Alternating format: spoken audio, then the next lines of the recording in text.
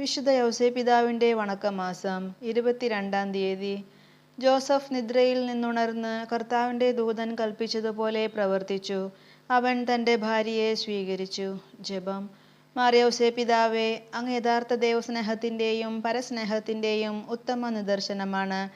അങ്ങിൽ ആശ്രയിക്കുന്നവരെ സഹായിക്കുവാൻ അവിടുന്ന് സർവ്വസന്നദ്ധനാണല്ലോ. അവരുടെ ആവശ്യങ്ങൾ മനസ്സിലാക്കി അവരെ സഹായിക്കുന്നതിലും തൽപരനായിരിക്കുന്നു.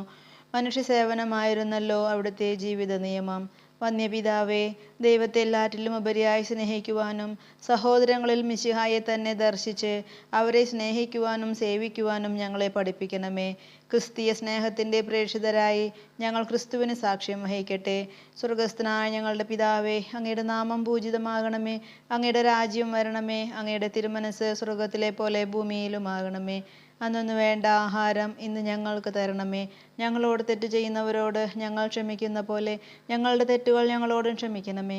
ഞങ്ങളെ പ്രലോഭനത്തിൽ ഉൾപ്പെടുത്തരുതേ, തിന്മയിൽ നിന്ന് ഞങ്ങളെ രക്ഷിക്കണമേ. നന്മ നിറഞ്ഞ മറിയമേ, സ്വസ്തി, കർത്താവ് അങ്ങയോട് കൂടെ സ്ത്രീകളിൽ അങ്ങ് അനുഗ്രഹിക്കപ്പെട്ടവളാകുന്നു.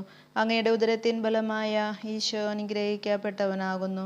പരിശുദ്ധ മറിയമേ, തമ്പുരാൻ്റെ അമ്മേ, പാപികളായ ഞങ്ങൾക്ക് വേണ്ടി ഇപ്പോഴും ഞങ്ങളുടെ മരണസമയത്തും തമ്പുരാനോട് അപേക്ഷിക്കണമേ. ആമേൻ. പിതാവിനും പുത്രനും പരിശുദ്ധാത്മാവിനും സ്തുതി, ആദിയിലെ പോലെ ഇപ്പോഴും എപ്പോഴും എന്നേക്കും. ആമേൻ.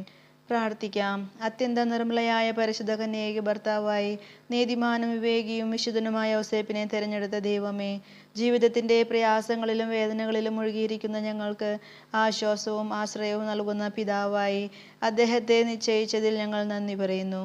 ഈ പിതാവിൻ്റെ മാധ്യസ്ഥം വഴി എല്ലാ അനുഗ്രഹങ്ങളും ഞങ്ങൾക്ക് നൽകണമേ എന്ന് ഞങ്ങൾ അപേക്ഷിക്കുന്നു. ആമേൻ. സുഹൃത ജപം. ദൈവസ്നേഹം നിറഞ്ഞ വിശുദ്ധ ഔസേപ്പേ, ഞങ്ങളെ സ്നേഹിക്കാൻ പഠിപ്പിക്കണമേ.